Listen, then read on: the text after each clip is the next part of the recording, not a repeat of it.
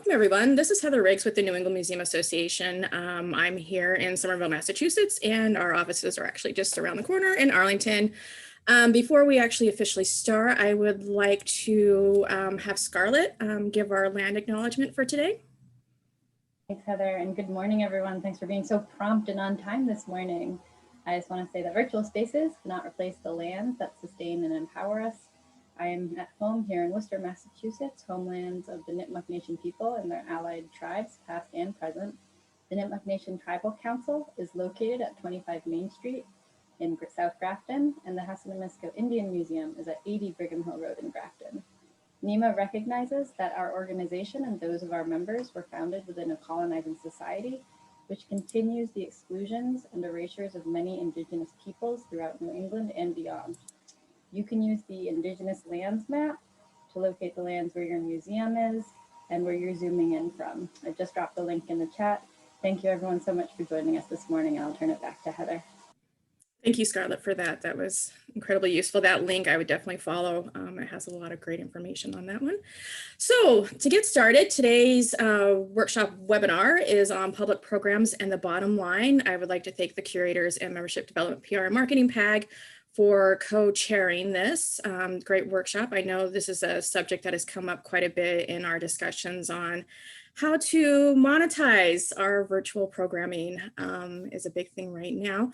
So I would like to actually introduce Tiffany. She is our curator chair. So Tiffany, do you want to say a couple words before we move on to Heather?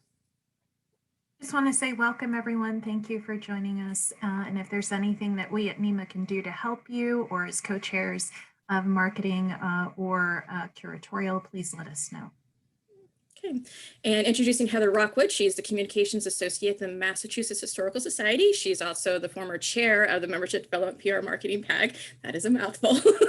So I also should mention that today's session is being recorded and I will be sending the link afterwards. Since this is a paid program, I will be sending a private link instead of having it available on the NEMA website.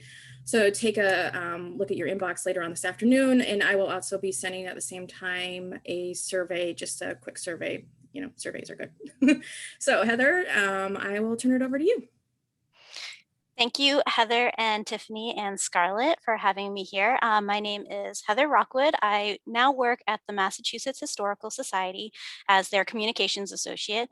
But in the past, I worked at the Newport Historical Society as their development and marketing associate, helping with programs, running their gala event, and also at the Bostonian Society, which is now known as Revolutionary Spaces in Boston, Massachusetts, being their events manager. So running their programs, running their outside events. So I have a lot of experience doing that. In my personal time, I also run a festival, which I founded, created, made a nonprofit. And so I have a lot of event experience and how to fund them. So that's kind of my background.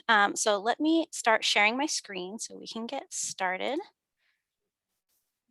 I just have a presentation, and after the presentation, I do invite you to bring your programming problems, your programming questions, your funding questions, but we're going to do the presentation first and then questions. So feel free to write your questions in the chat or to use the, I always forget about the Zoom feature where you can ask a question in Zoom. I'm not sure if this one actually has that, but you can definitely use chat and then we can address it afterwards. We're also going to open it up so that you can ask your question verbally rather than typing it in.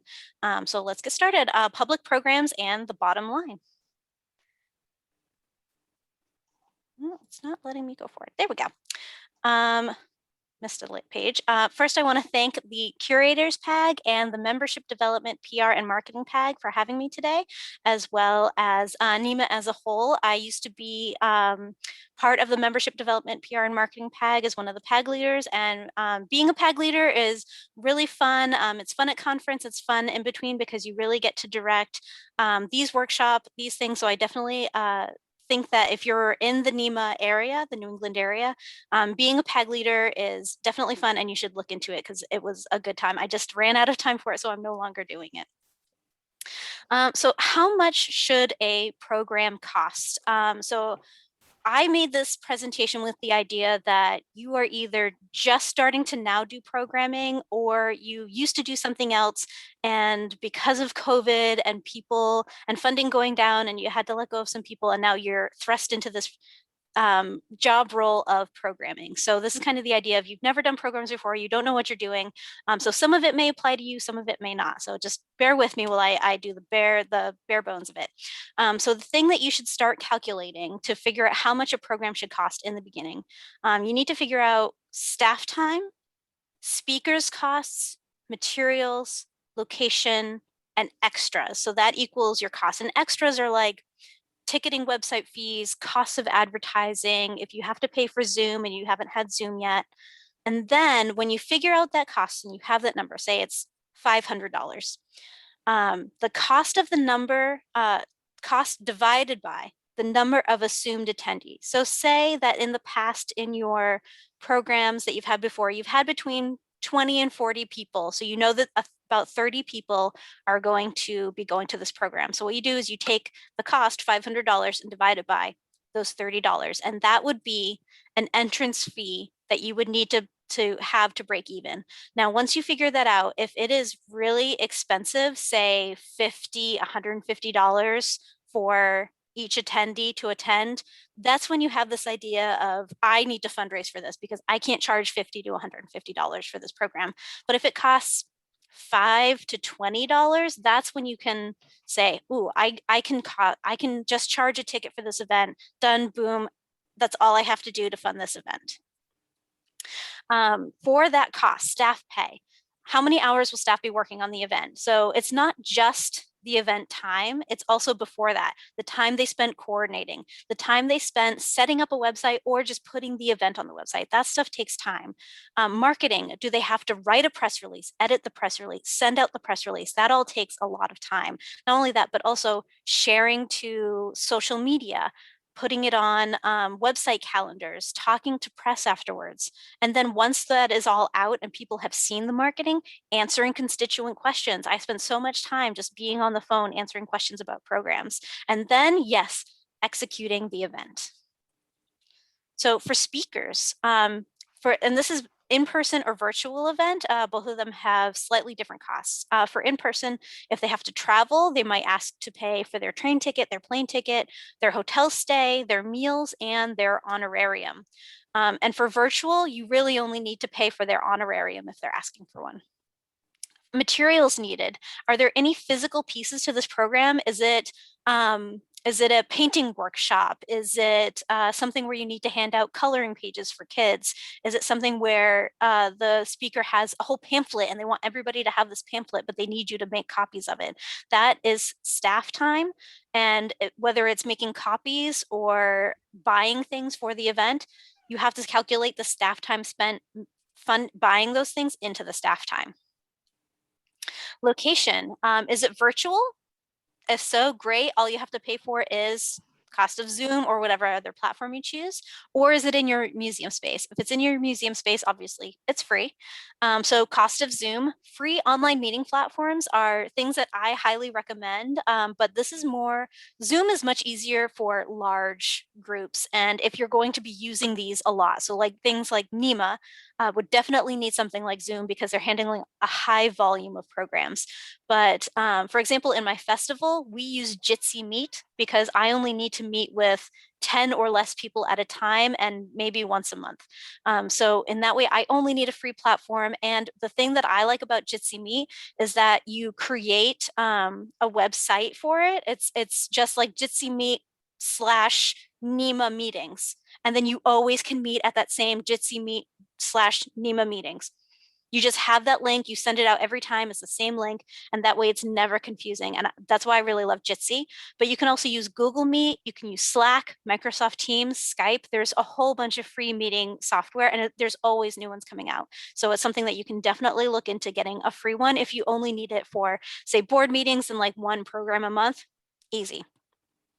If you need to rent a space, definitely add that into your costs like extras. So getting into the funding of programs, traditional ways of funding programs, entrance fee or ticket, which if you figured out that cost and then the number of attendees and it's like $20 or below or $30 or below, whatever you think that your constituents will pay and under, great, you're already set. Raffles, which we'll also talk about raffles a little bit later, grants, and donation or membership. Non-traditional ways of funding programs, online fundraisers. I know museums are super averse to online fundraisers, but they do work in some circumstances. And I think programs are one of them, because once they give to you in this way, they can keep giving to you in this way. And we'll talk about who will use those and who usually won't. You can use GoFundMe charity, Patreon, but Patreon's more like a membership. So if you already have a membership program, it's not really best for you. One Cause, Kindful, PayPal, Fundraise Up, Raise Donors, and they're, again, like meeting platforms, there's always more coming out. So there's definitely different ones that you can check out. I did link a really good list below. And if you, I'm not sure if Heather can send this out, but if you email me, and I'll have my email at the end, I can definitely send you a link to this Google Slides. And so you can have all the links here. But I found a really good list on kindful.com, which has a list of different sites. Ways to register your constituents for the program. Online registration, I have used all of these: Eventbrite, TicketSpice, Fair Harbor, Brown Paper Tickets. They're all really great, but what you need to remember about them is that when you're figuring out your costs, you don't have to pay these services to sign up for them or to post your event, but you do have to pay per ticket purchased. So every time say, I don't remember what the percentages, but say your ticket is $20 and they take a $2 fee for every ticket. You have to remember that, and you have to calculate that into your costs. Through your CRM, which is your customer relationship management system software. It depends on which software you have, but you can take payment and tickets for this way and capture lots of information automatically, like email, like address, when you have people sign up to buy tickets that way. And Google Forms. Now, Google Forms, I really like for free events because it does not collect payment. And something I really like about Eventbrite, TicketSpice, Fair Harbor is that they will email you and let you know that people are buying tickets. But Google Forms does not. It's the most frustrating thing I find about it. It just kind of exists, and you have to go check on it to see that people are filling it out. And people will be like, well, I filled out the form. And I'll be like, oh, great. I did not check it today. I'll go look now. But you can take polls on it. You can get demographic information like gender, like age, like you can ask for a zip code, and that way you can figure out where people are coming from. And you could have people ask for questions ahead of time, which I really like. And that way you already have questions ready to go for your speaker. Now, deciding what registration platform to use. Think about your constituents, their age, their gender orientation, their capacity, which is how much money they have and are able to give, their time, if they have capacity. So you know that your constituents are kind of in the demographic that they're able to give to you. Consider collecting fees for regular programs, even just if you realize that it's like a free event. You can just ask for $5 at the door if it's in person. You can charge $5 online if it's not in person. That will not only ensure attendance, which is one of the problems that I've had at one of my jobs in the past, is that if people didn't pay, they just registered and didn't show up. So it will ensure attendance and make them feel like they are contributing. If they feel like part of the reason this program is happening, they're more likely to come, they're more likely to tell their friends. You can also ask involved constituents to fund runs of programming. So this is like board members, this is constituents that come to programming, but then they say, oh, hey, I really love this program, but you should really be doing this. You can say, well, maybe you could fund that or fund it in portion, and then we can have that programming. And it always has to depend on their interest. Now, when you're looking to expand into younger constituents, this is where I would recommend the online fundraising platforms, because 20 and 30 somethings, research has shown that 20 and 30 somethings are more likely to donate that way. So, and I have experienced, especially donating through social media, when I ask for people to donate to the festival on Facebook, it's through the PayPal Giving Fund. And people are way more likely to do that than I also have, shoot, I forget which one it is, but it's like a Patreon where people can just donate in that way. And it's a separate online giving way. And they don't usually give to it because you have to click something extra. You have to go to the website and then click on that link and then go to that extra page. Whereas with the PayPal Giving Fund, they can give straight through Facebook and they're just like, this is easy. Like anytime you can remove a barrier for people, just makes it so much easier for them. And 20 and 30 somethings are more likely to give that way. Now, if your constituents tend to have, if they don't have capacity, if they're not younger and are probably not going to give online, there is something else that they can do, and it's not money, but it's word of mouth. They can share the event on social media. They can invite their friends. When you ask them to volunteer or lead a program, they're going to tell their friends are going to know about it, their friends are going to come because they want to see their friend doing well, right? So that's another way that you can make sure that people are coming to your event and that you have those numbers and you can tell funders about it later. How to decide how to fund a program. So the first thing that I've always thought of when you're thinking about making a program, and I have 3 examples that we're going to talk about. So what are your institution's needs? Do you need to make this program? Is this a program that is important and part of your mission? So say you're a house museum that was left in perpetuity by a lawyer who was really interested in education for the underserved. Now, getting a clown is not going to be something that's part of their mission. So that's not something they should do. But if you're thinking about doing a program that will educate the underserved populations, bring in kindergartners, say, for an educational program, that's definitely something that would be part of the mission. So you just have to think in that way. Like, if this isn't part of the mission, it's just like something a board member wants to do, it's not something that you should be doing or should be funding. If they're interested in doing it, they should fund it, and it should be kind of their program. Just don't give free staff time to programs that aren't going to bring you money, bring in the constituents you want. But so a house museum left in perpetuity by a lawyer with interest in education for the underserved. This says to me a free program using Google Forms for signups on the website, or funded by, so say it's something that doesn't need funding, this person's going to do it for free as a charity event. But if they do want an honorarium, you can fund it by grants or ask a constituent to fund the run of the programming. Example 2, a well-known author is a friend of a board member at a small history museum. The board member is the contact, but the author wants an honorarium and needs a hotel. So I would not then go to the board member right away and be like, well, what can you do for this? I would say, okay, great. Let me see costs. Let me figure out if we should do this. So you want to think about, is that mission? Is that something that we want to do? Would that bring in the constituents that we want brought into the building? Now, number 1, first thing I would do is, after we've decided, yes, we want to do this program, I would try to get an agreement with a hotel for advertising in exchange for a hotel room. And so all you would have to do is put out a sign that says this event sponsored by this hotel, and say in the opening, this event is sponsored by this hotel. And what I would actually do is try to get a hotel in the area that would continually do this, have an agreement at all times so that all programming is sponsored by this hotel. And every time you have a speaker, you call up the hotel and they give you a room. That would be like the best example. However, if that falls through and no hotels in the area want to do this, then I would go back to the board member and say, I had a really hard time trying to find a free hotel room. It would cost this much. Would you be able to either fund that hotel room, buy your friend a hotel room for the night, or would you be able to house that author for the night? They're your friend. Can they stay in your extra room? However, they may not want to do that. They may not feel comfortable doing that, and that's perfectly okay. Then after that, I would then go to write a programming grant if those two both don't work out. And then in conjunction with the grant, I would sell tickets to the event because it is a famous author or well-known author, and people would want to buy tickets to that event. So that is kind of the method and the steps that I would take to fund this event. Example 3, your small children's museum has the opportunity to get an entertainer for the kids for a discounted fee as a special event. The first thing I would think of is, wow, that's so great. We should really make this an event for our members and members only.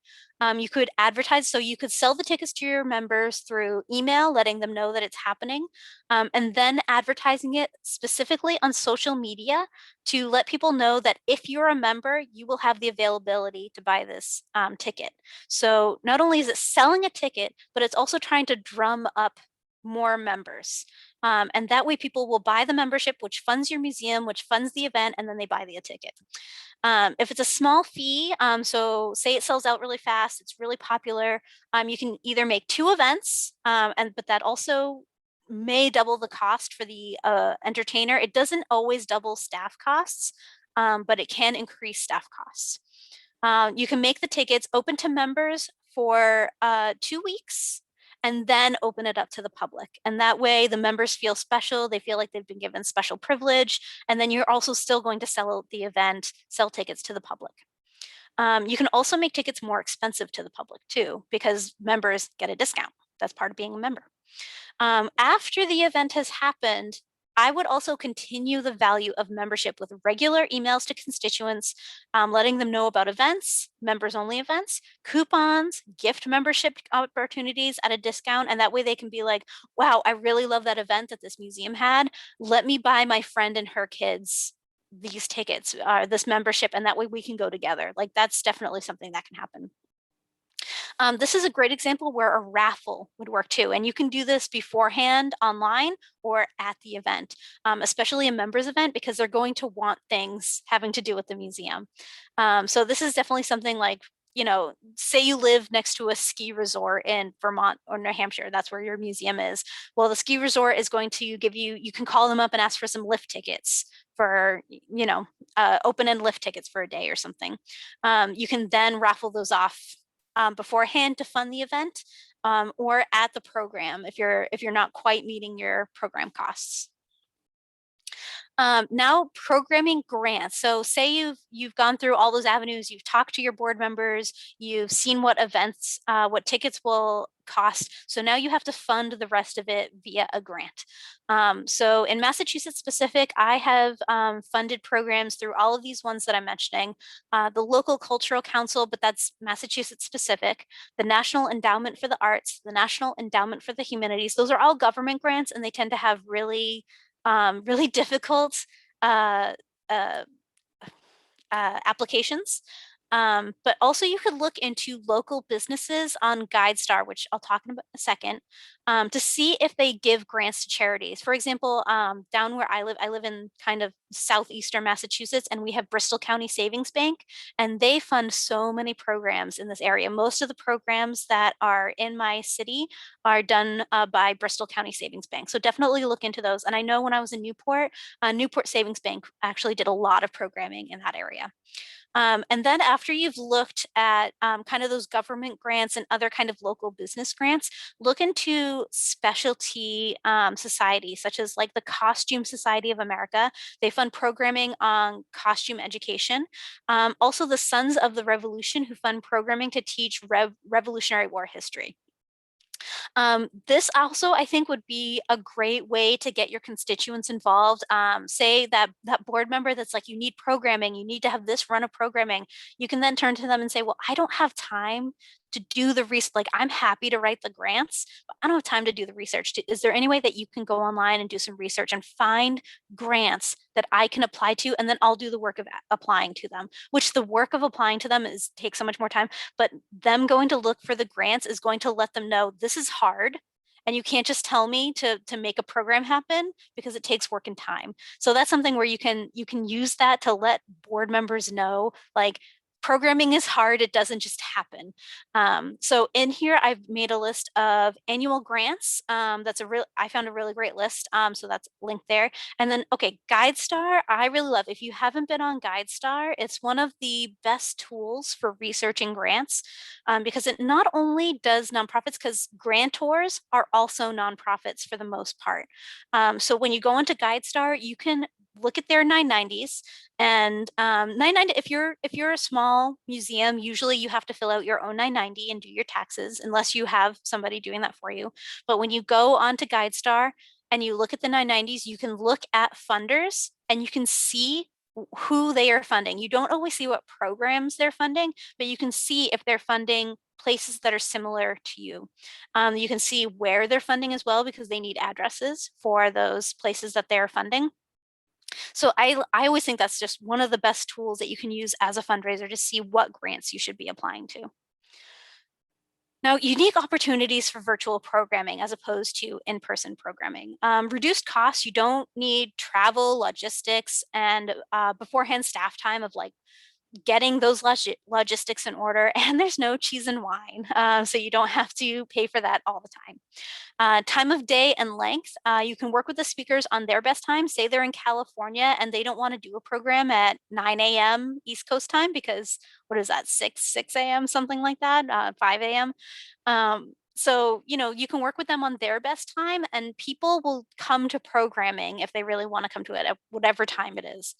And that way you only have to make a program for an hour, hour and a half, and you're not at work till 5, and then you have to be there till 6, and then the program's till 7:30, and then you got to wait for those people to come out. So you're really there like 3 hours. Now you just have an hour and a half of event time, and it makes it so much easier in that way. New audiences, you can get people who are too far to attend regularly. You have marketing reach, so you can market to New York if you want to get more New York people interested in your mission and your museum. You can use social media, you can use emails, you can use website to provide downloadable material for this program.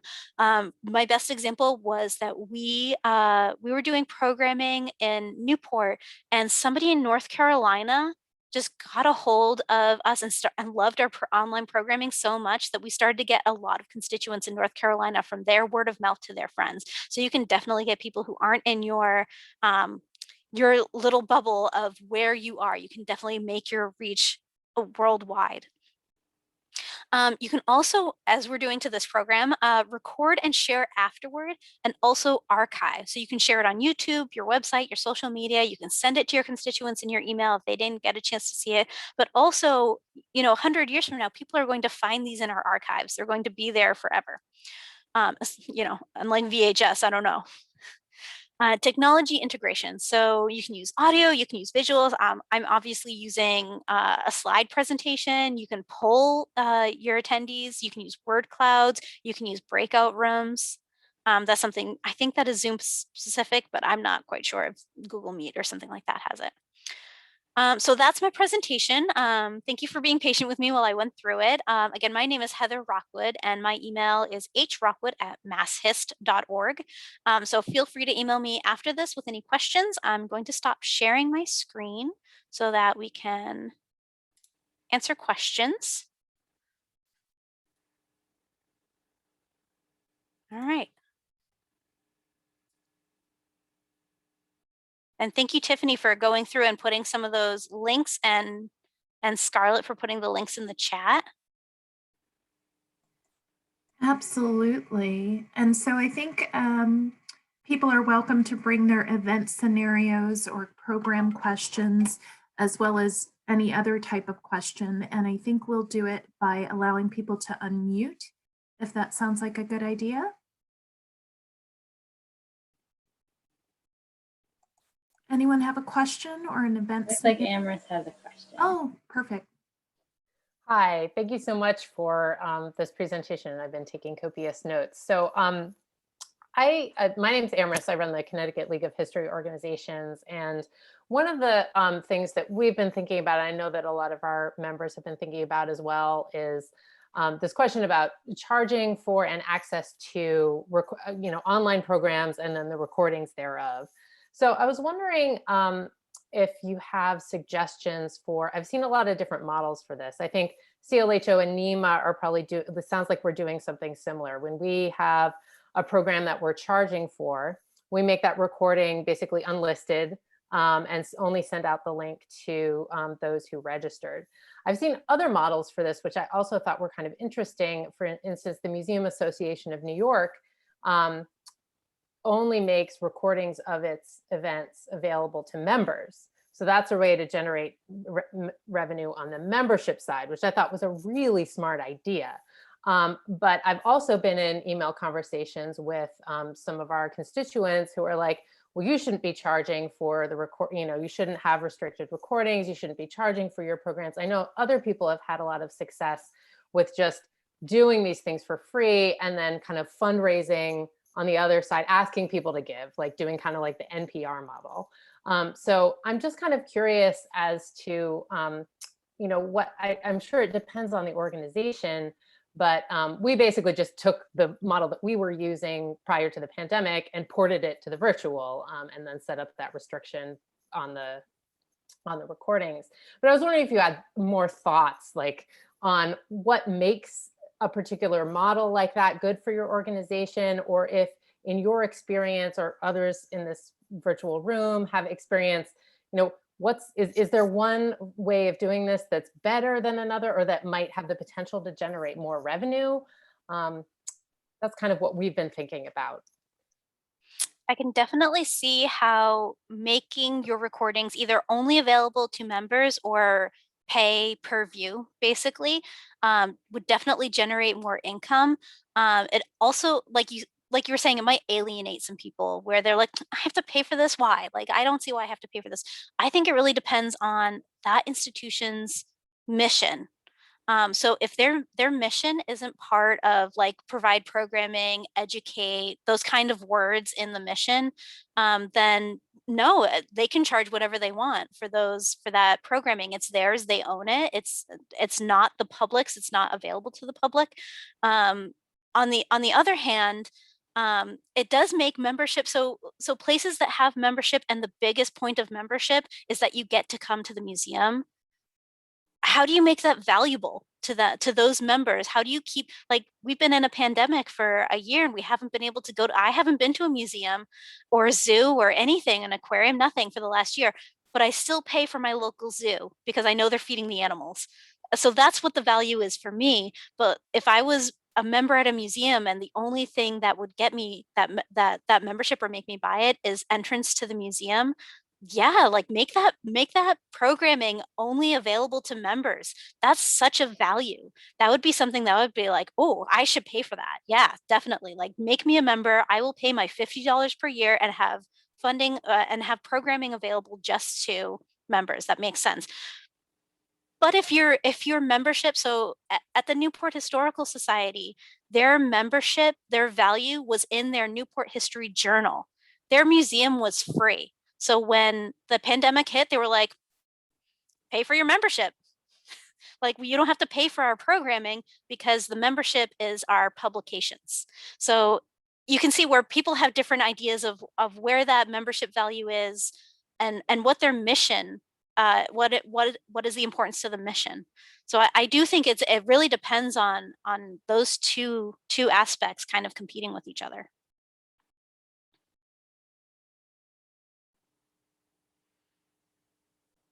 I guess if I can ask a quick follow-up question, Heather, I think, part of my own question is really about, like, does the new context of providing virtual programming on an ongoing basis, does it make sense to kind of step back and reevaluate the way that we are charging for these things and contemplate a different model? Especially now that we're kind of like a year into it and people are used to the way we've been doing it for the most part, despite this email with this one person. I'm just kind of curious what you think. Because we are, we're like NEMA. We support our members. We provide professional development. We do something similar to what NEMA does on the state level. That's more interesting. So I think it would really depend who your constituents are, and who would be able to access that information, and who you think it should get to. Well, I mean, our members are, museums and historical societies and other, primarily small, but, a range of different size of organizations around the state, as well as individuals. We have individual members and business members, students, things like that, but primarily sort of small town history museums. I mean, even NEMA, they charge, even though, like, I'm a member of NEMA through my work, so I don't have to pay anything to be a member. But they do still have a charge for events. So, I think that could be a model that you could look at for if people are questioning what you're doing in that way. If people are paying memberships for their whole institution, and then individual people have to pay to get the programming, I think that kind of makes sense, but it can be a discounted rate. So if anybody wants to come and they're not a member, it's this much, but it's a lower price for people who are members. Yeah, and that's the model that we have used for many years. So yeah, it's like programming in person too. I mean, we definitely do have paid program, and we have a lot of free. I mean, the majority of it's free, but we do have some paid webinars and stuff like that. So I do appreciate that. I think a good question to ask everybody that is on the webinar today is, are you currently charging for any of your online content? Because I know the associations are a different level, the museums are definitely a different population that they're serving and stuff. So I'm just kind of curious to see if anybody here has started doing that, thinking about doing it, did it, stopped doing it, what your thoughts are on that one. Because I think having a group of people today interested in the same topic is always a good thing to discuss things like this with. Because I know we're all hoping, I know in other regions, I think they're opening their museums up a little bit more to programming. I know quite a few around here have started like kind of booking weddings for the summer and programming and stuff, so. Yep. And in the chat, somebody just shared the Historic New England's, a link to Historic New England and their model. Yeah, I'm Claire. Sorry, I'm not on video right now, but I am the program manager here at Historic New England, and we have been using this model since September, where we have a suggested fees, but anyone can sign up for a free ticket. And what we found is that about half the people sign up for free tickets and half the people sign up for one of the fees. And it's actually been quite successful. We did try some programs with a set fee. And we actually found that not only did more people attend our programs with this sliding scale model, we've been making more money on it as well. So for us, it's been really successful. So not only are we reaching a larger audience, but we are actually bringing in more money per program. It may not be for everyone, but it's something to try. And we found it to be incredibly successful. And it really has grown our reach as well. As far as people who have been signing up for programs, it's really snowballed, and we're getting people from, not only all over the country, but all over the world at this point. We're getting Canadians and, some people from the UK and even a few people in Europe. So it's really been quite successful to have that free option, but also encourage people to donate.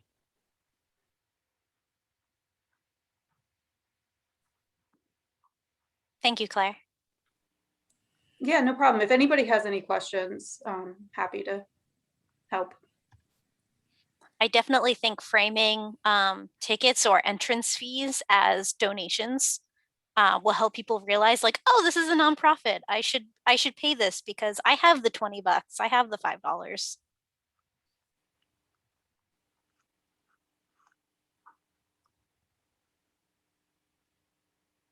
Oh, somebody, Larissa, posted that they are doing different fee structures, 2 to 3 different fees, including a COVID hardship. I think that's really great having that.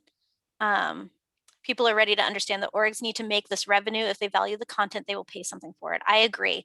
I also want to reiterate what Claire said, that when you have people pay a fee, they are more likely to show up. I don't know what it is about paying $2 to $5 that makes people show up, but they do, they show up. And then your numbers are better. And then when you talk to grantors, like, oh, we went from having 30 people at every event to having 150 people at every event because they were virtual. So we need to continue this virtual programming. So you can use that to get grantors to fund your programs later.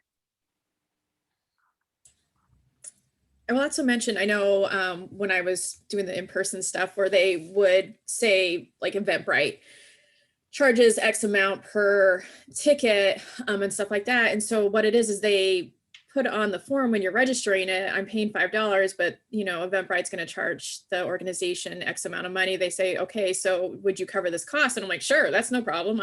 I'm more than happy to do that. So I know that's definitely something that people are instituting too, if they are charging through some of those programs that do it per fee thing, because looking at those transaction costs and then the credit card fees, it starts to add up after a while. And, I think if we're being honest, sometimes it's like, hey, help. You can also set it up that way. So you Mhm. can have it so that they are covering the cost. So they will pay the extra $2 to cover the fee automatically, which some people see that and they're like, And some people are like, of course I pay that. I'm of the latter. Of course I'll pay that. Mackenzie?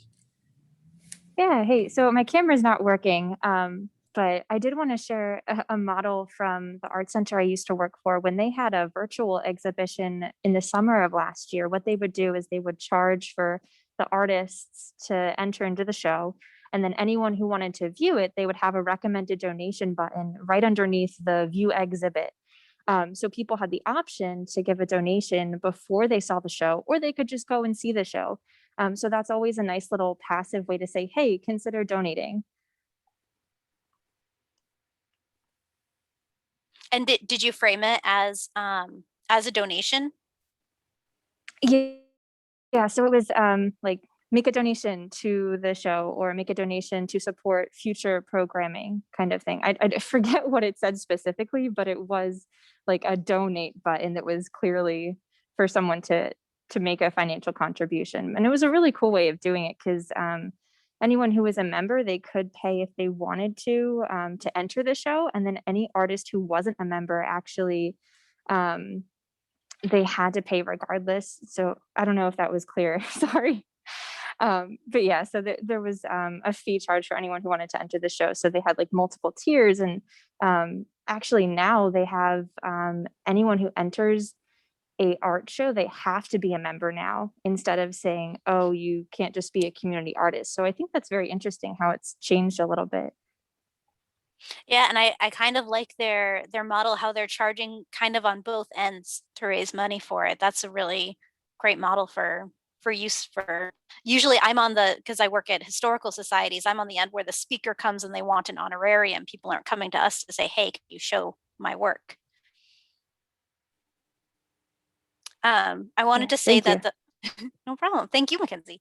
I wanted to share an example from the Massachusetts Historical Society. I just started there about 2 months ago, and already their programming, which they've been doing since it started, they are for their mission. Their programming is free because all programming has always been free for them. So they usually in person, they were like, oh, it was great if we had 30 people. If we had 30 people in a room, that was a successful event. They recently topped 1,000 people at their event at one program in particular in March. So it goes to show if you do free programming, you can up your members a lot doing virtual programming.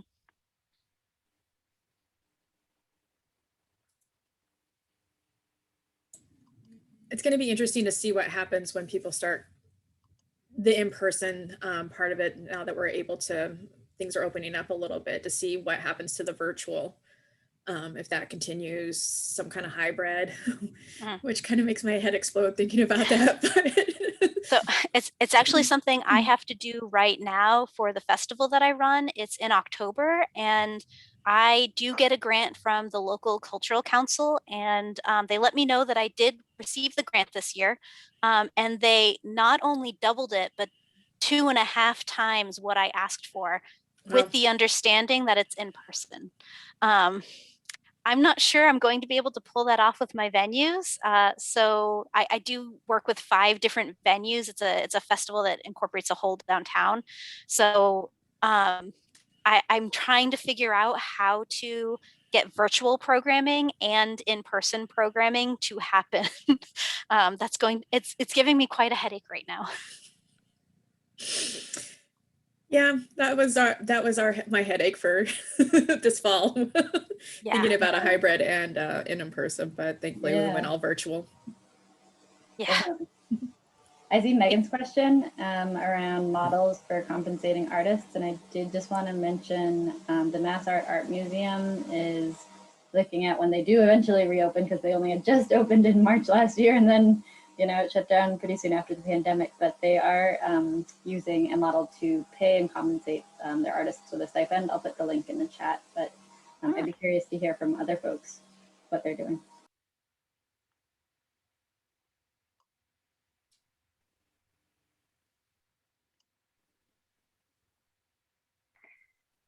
I know that, sorry, it's Mackenzie again. The art gallery here in town where I work, they actually have like a juror for every show that they have, and they not charge, they give awards to the top 3 artists that the juror chooses.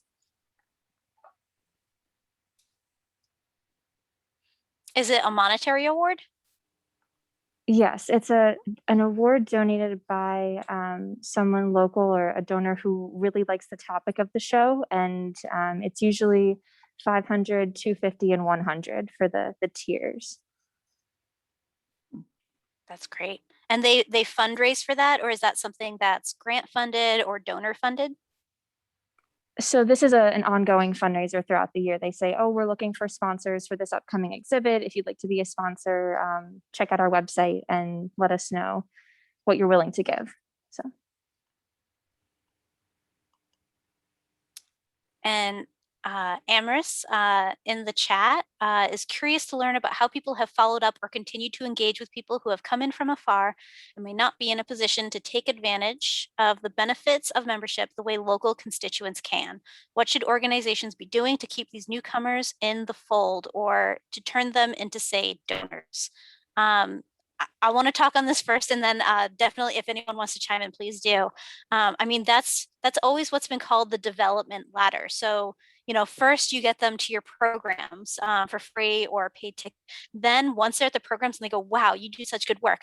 Then you say, oh, well, you should be a member. You should definitely like donate and be a part of our, you know, society or be a member to us. And you get access to all these great things. And then once they get access to all those great things, then they come to you and they're like, oh, I want to get involved. Then you can get them onto one of your board committees if they want to volunteer time, or below that, they can volunteer their time at the programs, in the museum, behind the scenes, however they want to donate their time. Once they donate their time, most of the time they're going to turn into donors because they're going to see what great work you're doing. They're going to see how you interact with the public, what programs you're doing. And if you're doing a great job, they're automatically going to turn into donors. Then when they turn into donors, that's when you can also get them involved at board level. At board level, that is where there's usually a give or get required. So at my festival, there's $1,000 give or get. So my board members have to raise or give $1,000, myself included. So, you know, and that's not a lot for a board. Some boards are like 20,000, some boards are 50,000. It depends on what your institution giving is like. So, I mean, that has always been called like the development ladder. So you get them in at the very base, you turn them into a member. Now, for membership, if it's during the pandemic, they can't get into your space, or they can only at certain times, that's when you can make free programming, publications, even just getting an annual report in their mailbox with their name in it. Chef's kiss, they're gonna love it. So it's, you know, physically mailing them something every year, not just annual appeals, but actually some glossy magazine style something. In Newport, it was the Newport History Journal at the Massachusetts Historical Society. I haven't been here long enough to know everything, but I know that they do email the members once a week right now with content and with program information. And they also send out things to the members, I think twice a year. So that's kind of how you can keep people engaged, is to send something to their mailbox, because not many places do that anymore besides museums and places where you're a member. So that's definitely something where they would, where you can keep your membership involved. Would anybody else like to talk about it?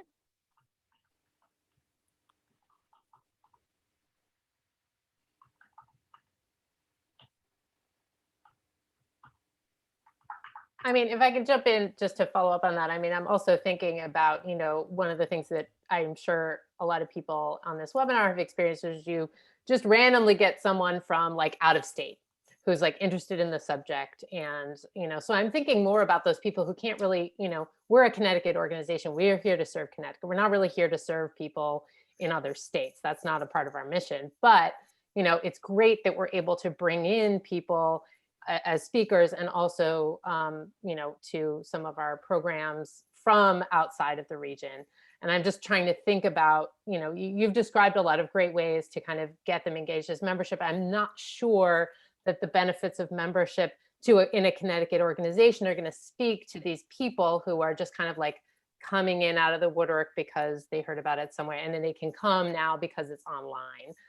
So I guess that's the more specific question I'm also trying to think about is like, how do you, like, I don't necessarily expect a lot of these people to become members of CLHO, but it would be, you know, I'm a kind of one-woman organization here, so I don't have a lot of people I can be like, oh, here, go do development with this person and blah, blah, blah, blah. But, you know, just thinking of other suggestions or ideas that other people have had at their organizations in terms of how to continue engaging with these people. And I, you know, I think there's some things that I can do, but I guess I'm thinking about that specific problem of how, like, do you even care about these people who are outside of your region? Like, do you just say, great, it was great that they were here, now they know about us. We're satisfied with that. I'll chime in. I think virtual programming is here to stay in some form, method, or way. And I think you're thinking along the right lines, right? We've got a bigger audience than we've ever had, captive attention for whatever reason. How do we hold on to these people and sort of maximize this opportunity post everybody, you know what I mean, the pandemic? One thing that comes to mind is maybe restructuring membership. Maybe you do an international friends type of membership where they're entitled to attend 3 free programs. If they're ever here for whatever reason, traveling abroad, they're entitled to a free behind the scenes tour, you know what I mean, lunch in the cafe. And then maybe once a year you send them the "we appreciate you, here's a set of note cards" kind of deal. But I think thinking outside of the box in that way is great. I would also maybe put it on someone's radar to sort of reach out to this community, to maybe email them quarterly, maybe team up with a partner institution in their area, just to kind of keep tabs and maybe foster a joint exhibit in the future, who knows, in different regions of the world, or invite your members maybe to post on social media if they're in different parts of the world, just sort of establishing broader connections. Maybe also through collections or themes or topics, or sometimes if we have a historic house, those particular people traveled the world. So thinking about ways to connect out as well as bring people in. So I think there's a good way to do that. I think partnering will be interesting in the different ways this could happen. Maybe it's a regional consortium that sort of wants to look globally with you. But I love the idea, and I think that there's a lot of opportunity to innovate, right? Nobody's done this well. And so we're all kind of like, what can we do to maximize? So I think it's going to be about global connectivity, if that makes sense. Thank you. I want to build on that just a little bit, because I think people also sometimes don't realize the importance of social media in those kinds of connections, because that's a way that you can, you know, monthly, weekly, or just even once a year, however many times you want to do it, connect with those other institutions and other areas. Like if you're going to connect with another institution, I'm going to give an example, and it was before my time, but I watched it happen on social media. The Massachusetts Historical Society and the Museum of the American Revolution had a bet going on who would win some sports ball team. I don't know who was going to win, and because it was Philadelphia against Boston, it was some maybe Red Sox. I don't know, but. So the director of each museum they were going to have to come and visit and like bring some kind of important document or something. And that created not only like lots of social media interaction, a Twitter battle. People were involved and interested in those two institutions. And the MHS actually got a lot of followers in Philadelphia because of that. So it definitely creates those connections. And even right now, the Museum of the American Revolution has an exhibit going on that has lots of items and artifacts from the MHS. So you can also use that as an internal way to create those connections. And it's not upkept all the time, but it's definitely something where it was this great connection, and it's kept going because now those people in Philadelphia can see MHS artifacts in a local museum. So I think I think creating connections with local institutions that are near those people is a great way to do that. And you can definitely leverage social media to keep those connections going and make them visible to your members and your new constituents in that area. Scarlett in the chat posted that MAAM is one of the first museums in the country to achieve working artists and the Greater Economy's official wage certification. She added a link. Gigi says she's a trustee with the Scituate Historical Society. For the last year, we've been offering free monthly virtual programs run by their events coordinator. Can you provide a link, Gigi, so we can all see those? I can do that. I can't do it immediately, but I'm happy to forward it to you. And thank you. This program has been terrific because we're a small historical society, and but we have a really super events coordinator who has planned on and presented one event a month, and in some cases several. And I thought that in particular, the information that you provided, Heather, with the suggestion that if you go out and actually charge, because ours have been all free, we may get more participants. And we have noticed that when people register, we get these very, high numbers for us, like 150 people register. But on the night of the event or program, we wind up with half that number actually participating. And that seems to happen pretty consistently, no matter how much we advertise. So that tip on, maybe marketing it a little better and charging for members, and maybe charging a higher fee for non-members is something I think we'd like to at least experiment with, along with hopefully getting back to doing some in-person programming. So thank you so much. This has been really, really helpful.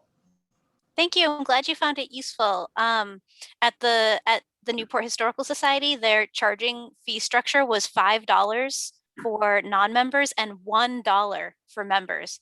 And it's literally just, we want to make sure you come to our event. That's really all it is. And even with that, we usually found a 30% attrition rate. 30%. Okay. Yeah. That's great. Thank you. And Scarlett also wrote that that NEMA just had a lunch with NEMA about volunteers, respectful ways to deepen volunteer giving. That's going to be a great resource. Oh, and I see Gigi, you've posted again. I've lost it. Oh yeah, no, my apologies. I'm not great at this. So I think I hit the return button like 3 times. I wound up okay. splitting up my comments, but thank you. Yeah, you should let us know how your hybrid plan goes for virtual programming. We will. We'll do that, and I'll send you our program list. So somebody else, Anne, has posted, has anyone had pushback for charging for virtual programs from attendees who had tech problems or thought the quality was too low? We have offered all of our programs for fee and have had very positive responses, but I'm wondering if expectations would change if there's a fee attached. That's a good question. I haven't personally experienced that. Has anybody else? I've had very minimal things like that, like 1 or 2 people per event, and it was very infrequently, and I just went ahead and refunded those people because it was not a big deal, and it's not even clear what the problem might have been. But yeah, I think that pushback is something that many of us are concerned about, and I kind of share the same feeling as many of you are saying, that like if you just put a small fee on it, it helps people to show up. It helps people to be invested in your programs. And I think it helps people to be invested in future programs too. And like someone else mentioned, people really are starting to understand more than ever that we as small organizations or nonprofits, we do have to make some money. And as long as they're, they're already showing up, so they're already somewhat invested in our organization, so they're happy to contribute, has been my experience. Yeah, everywhere I've been, if anyone is upset about anything and they ask for a refund, just give it, like, automatically. Like, no, yeah, sure, no problem. Automatically just give the refund. It's just easier than making them upset further. Exactly. Tiffany wrote, invite international program speakers too. Connect with local universities to expand reach and audiences through departments. Definitely. And she also shared the Scituate Historical Society page. Christina, important to send out reminders for virtual programs. We are all inundated with events. Absolutely, yes. Even for this NEMA event today, it was so great to see that email go out right before this program, just reminding people. I definitely need those because I can't keep them straight. There's so many. I sign up for all of them and then I forget until the last second. Yeah, here at NEMA, that's our biggest thing because it's like you have to send out the reminders. Zoom, if you're in a webinar format, well, you could set it up for an hour, except the meeting format doesn't do that. I would love it if it did that, so we didn't have to manually do that. But I think, yeah, it's definitely, the dates that one of us might have forgotten to send out the reminder, we definitely know less people will show up. But if they get that reminder in their inbox like an hour beforehand, like, hey, join us, that's definitely a lot of help on that one as well. So I definitely find that with evening events, I'm like, okay, I'm done with work. I can just relax. And then I get an email reminder and I'm like, dang it, I signed up for an event tonight. And then I go and I love it, but just like, oh, I just want to relax. Claire, we have a 30% attrition rate with our suggested donation model. Yeah, I think 30% is just generally a normal attrition rate, even with a paid fee, anything. Some people pay for it and they're just like, I just can't tonight. Yeah, ours is about the same, depending upon how many or what's going on in the situation. Sometimes it goes up to 40 for the higher level, for the larger registration ones, but it's definitely probably around there. I try to tell all my speakers the same thing, like, we have this many registered, but Yeah. Emrys wrote, when recordings are available after the fact, that can often alleviate some of the complaints or issues with attending in real time. I've definitely found that. And I've also found that a lot of people will contact me, especially because I'm the contact always on the social media and the emails that go out. They're always like, oh, I can't make it to this event. I have something else going on. I have a doctor's appointment. Can I see this afterwards? Like, people really want to see it afterwards. And that's why, like, the pay-per-view model, if you're not providing education or underserved populations, I think that definitely works out in your favor because you get to charge that fee for views afterwards. But just having free programming in the first place and having it available for free afterwards is perfect. I also got a few emails about this particular workshop for people not being able to attend. So cool. Amherst also says, we've been able to use our CRM to automate those emails. Oh, awesome. Since people largely register through the system rather than through Zoom. I totally hear you, Heather, on the need to automate that. Yeah, because you're like, oh, I have a program coming up. And then you're like, oh, shoot, I need to email people. And I definitely found in Newport, because Newport is an area that is densely populated with programs. And that did not stop with COVID.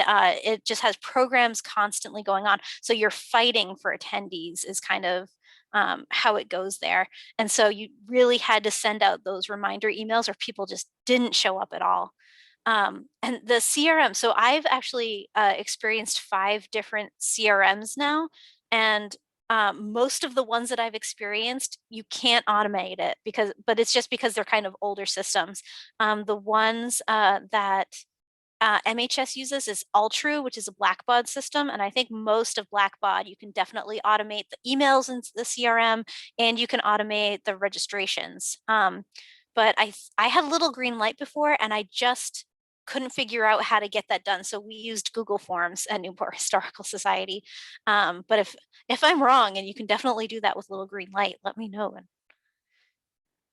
somehow I'll figure that out someday. So I do have an interesting question, because a lot of our programming in museums programming in general, for the non-members that are joining, what would you suggest for like their follow-up emails after the program ends? You have their information, adding it to your e-newsletter, stuff like that. Do you follow up for future donations, membership? What would be your suggestion on that? That's a really great question.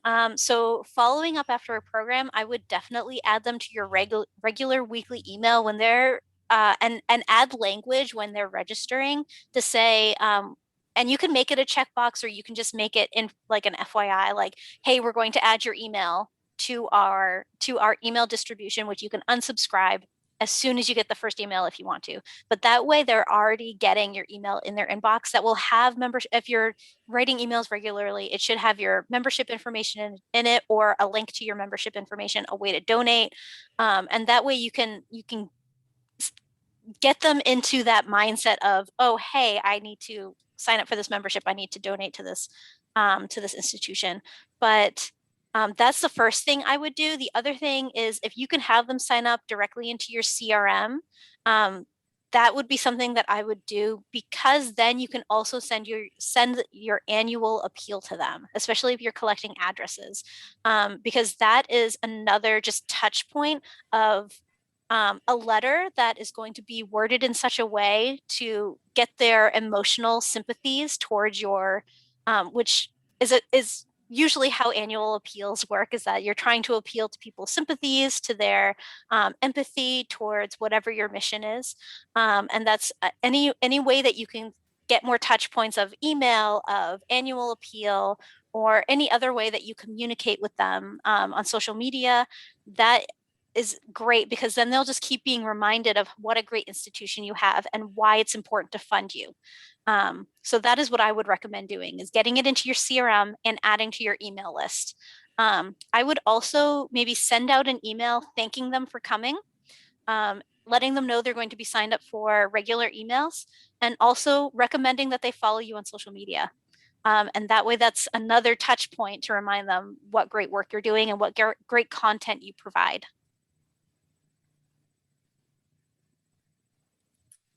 Yeah, Robin says, we have LGL and creating forums is an absolute hassle. I tried once and I gave up. I just couldn't. Thinking about the pushback question, I'm realizing that some of that pushback could also be if your program isn't accessible. And I'm going to drop a link in the chat. I know Zoom lets you do closed captioning, but if you need live transcribing or transcription services, there's a range of softwares that you can use to make sure that if you're getting pushback for whatever reason that your virtual event isn't accessible that way, then there are services. We also found out with our annual conference that we had one particular recording that there were some audio issues at the very beginning. Thankfully, we did have closed captions on that one, so people were able to read it. It was just a minor little glitch. It stopped, but there was some unhappy people, but the closed captioning did help quite a bit, so they were able to read that as well. I know with my mom and stuff like that, we just found out Google Meet also does the closed captioning as well, because she has some hearing issues. And so it was nice to be able to actually see her, and she was able to read what I was saying because she couldn't necessarily hear me well. So. Closed captioning is also really good, not only for hard of hearing, but people who are neurodivergent. I've just learned that they have a hard time also being not only on camera and seeing themselves, but also only being auditory. They need to see the words. And so they do that on TV and anytime they're just watching something. So I think that's really important for accessibility.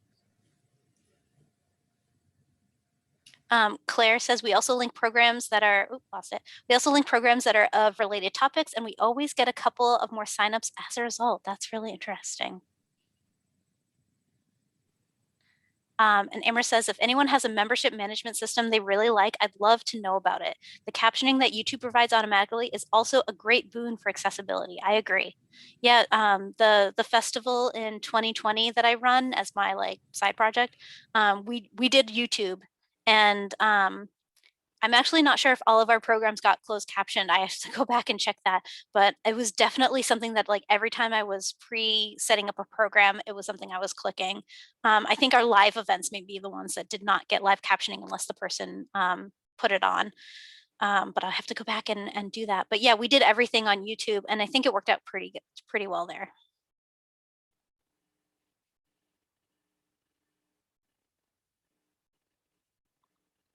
So much great information was shared. Yeah. Things I didn't think about. Does anybody have any additional questions, thoughts, concerns? You have the floor.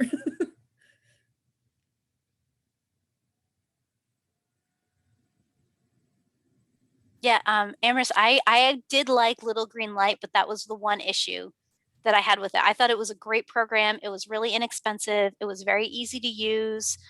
Changing information was really easy. It worked as well as a Blackbaud system for very little cost. But I think that was the one thing that like the automated emails were hard to use.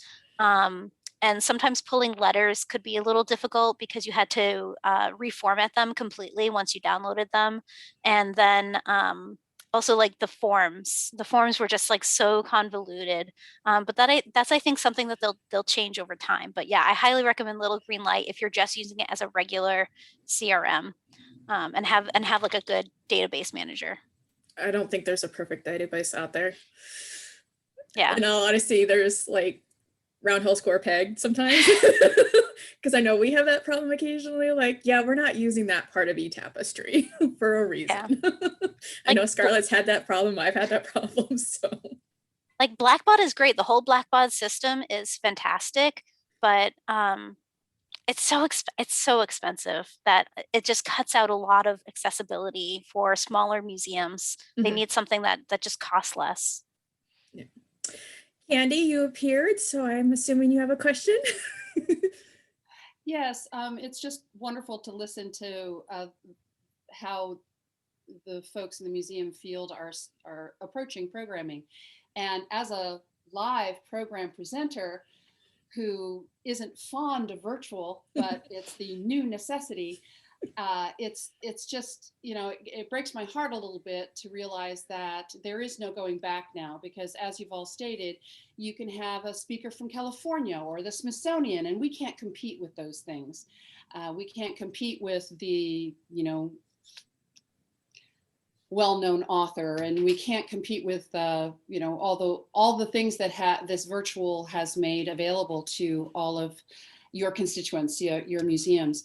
And one of the things that I am asking in my head is, I know that what I've tried to do, so I don't basically completely shoot myself in the foot, is when I have done live action virtual, they asked to record it so people can see it later, but then I'm shooting myself in the foot because then, well, no one will ever have to hire me again because there's video and now you can see it whenever. So it's something that I'd like to hear from all of you who've had this virtual platform and you've had your speakers. What percentage of the presenters or speakers or program presenters that you've had have said, yeah, you can videotape it, but just for a short amount of time and just at a specific link. And by the way, the specific link, there is apps out there where, and I've tried them out to self-protect, and I've tried them out. I can download almost anything that goes to YouTube, even if it's a dedicated channel. So anybody sitting at their computer who has this app can hit download, and they're going to get that program. And I won't know that they have it. You won't know that they have it. And so it's this really odd world right now. But what percentage of the presenters that you guys have worked with say you can go ahead and archive it and play it whenever you want? Usually those are the professors who have another job.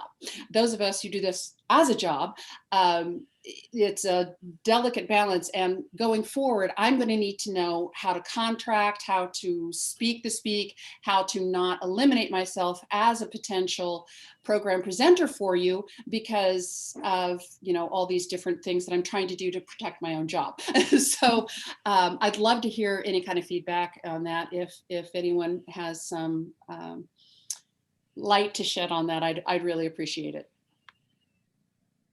We are doing that at Brown. The most recent presentation I had was by an author. And like you said, the concern is once they give a talk at one place and it's recorded, they sort of can't give that talk and continue to promote the book because anybody can find it on the web. Nobody wants to pay for something that's already available. And so the agreement that we came to is that the recording is available for a limited time on our YouTube page, and then it sort of goes away. And we found that that works really well, and that we have a lot of control over it. Granted, it's not blanket control, do you know what I mean? Because it's just not a possible thing. But that's the agreement that we've had, and it's worked pretty well. Of course, the timeframes vary. If the book is hot and new, it might be shorter, but we promote that recording as long as we can on our social media. And when it's gone, it's gone. Candy, if I can jump in here too, I mean, I think, you know, there's, as I see it, there's kind of a balance between sort of protecting, you know, essentially your intellectual property, the thing that you do that is your livelihood, but also getting the word out there about it. And so I think also thinking about, you know, some negotiated like limited recordings can also be a way for you to promote yourself as well and the services that you provide. You know, one of the things that we often do when we're looking for speakers for an event is we see if there's a video of them. If it's someone that we don't know, we'd like to see them speaking before we approach them for a program or something like that. And having a video out there that shows what you're capable of doing can be a really good way to kind of advertise yourself to other people. So, you know, while I think that maintaining that kind of control over your work is important for the reasons that you described, I also wouldn't think about trying to I also just wonder who is going to be going and like maliciously trying to download videos of you doing a performance in order to like get them out there and undercut your business. I'm not really sure that that is a thing that you should spend too much time being worried about, and more think about how the stuff that's out there you can utilize to your benefit while also maintain, you know, and I think that these suggestions around, you know, a limited time of being up or only sent to people who paid for the program. You know, we've done this a little bit with some of the folks that we've worked with for events. So I think that there are models out there to kind of limit it. And then, you know, what is out there utilizing to really get the word out about what you do. Mainly what I have experienced is having a video of my complete program, because, you know, 30 seconds of promo is I've got that on the NEFA directory and all different, you know, just little clips. But what we have discovered, unfortunately, is people will copy it. They'll say, well, it was a public program that such and such an entity shared. And they ask, is it going to be recorded? So my great granny can see it, you know, 2 weeks from now. And they say, well, it's going to be recorded for a short amount of time. Well, what ends up happening is they will actually download the recording, then they will share it with great granny in Ohio. And pretty soon it's, you know, is this, you know, nefarious? No, they just want to share something that they want to share. And I understand that, and I get it, and it's not a huge thing yet, but now I'm hearing so many places, they're members, they're non-members, they're new members, they're, you know, put your toe in it. North Carolina is, wow, there's something going on in Connecticut.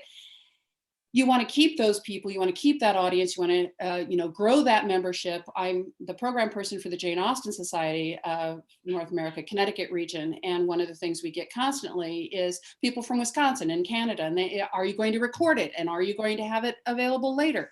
And we always ask our speakers, how long do you want it to be available, et cetera.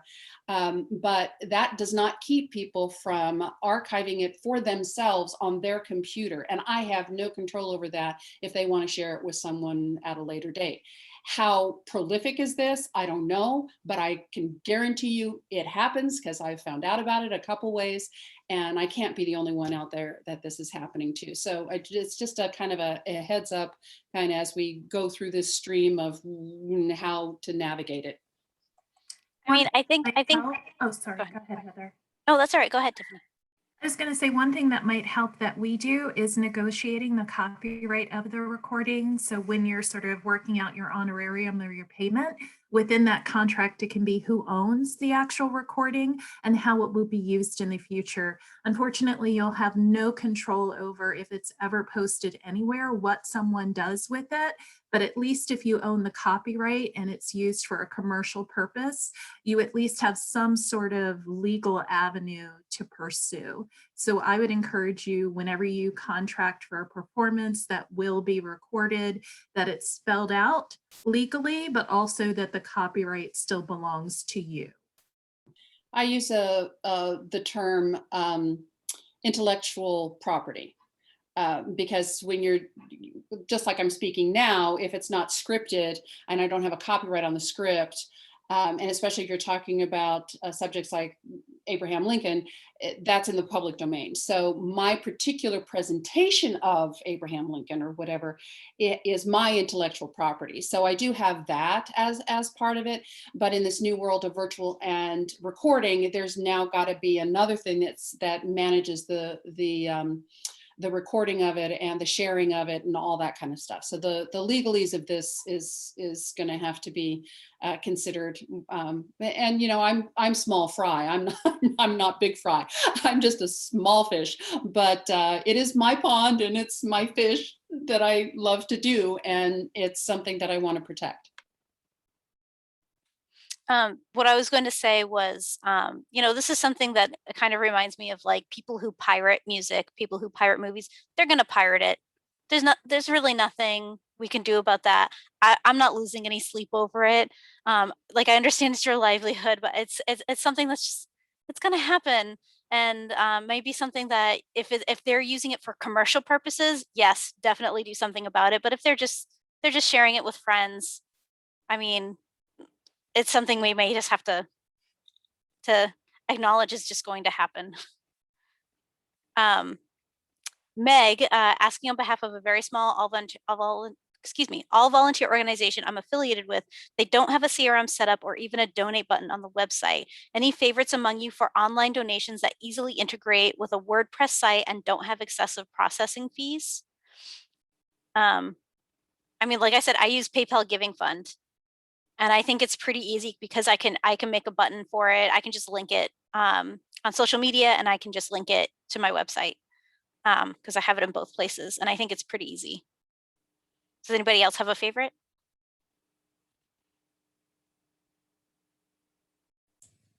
Meg, programming manager. This would be a perfect like webinar.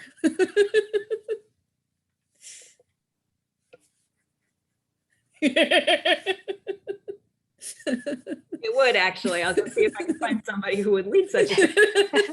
Somebody who might be willing to lead such a thing. My contact information. Not to throw it back at you, but yeah, no, that would be a great like town hall kind of discussion for info sharing around membership software and also online donations, since that's something that I think everyone struggles with.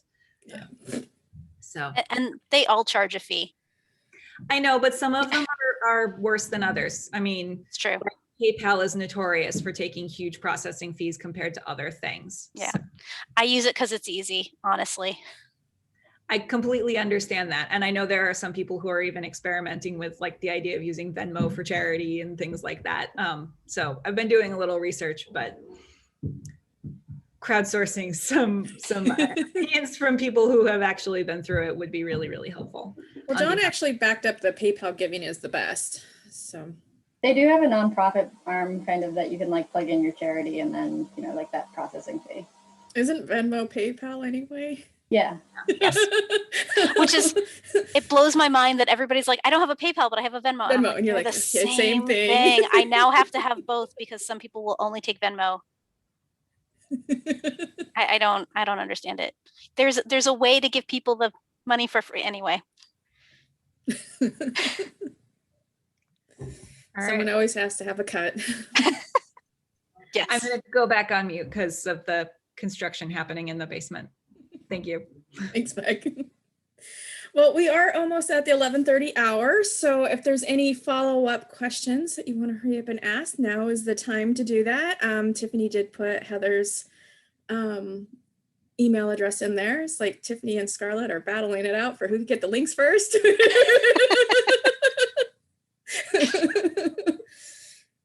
I just wanted to thank everybody for coming, and thank you to NEMA and to the Curators PAG and the Membership Development PR and Marketing PAG for having me here today. I always have fun doing these, and it's always fun listening to other people and their solutions and their issues with things that I'm always thinking about too.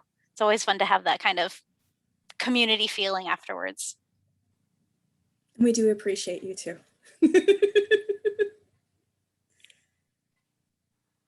All right, well, I will be emailing everybody later on this afternoon with the link to the recording, speaking of recordings, along with a survey link. So we would love your feedback on this one. Also, a little bit of an ask for future programming ideas as well. We are always looking for ideas like membership management databases. So if you have any ideas on future programming that you'd like to see NEMA tackle, just email one of us here on the staff. Probably Meg would be the key person, but you can also email anybody on the staff and we'd get back to you on that one. So I would like to thank Heather, wonderful presentation. Tiffany, thank you for co-emceeing this. It was great to have you and all your links and information. And Scarlett, as always, love your links. So we will see you at a future program. Thanks, everybody. Bye. Bye. Thank you.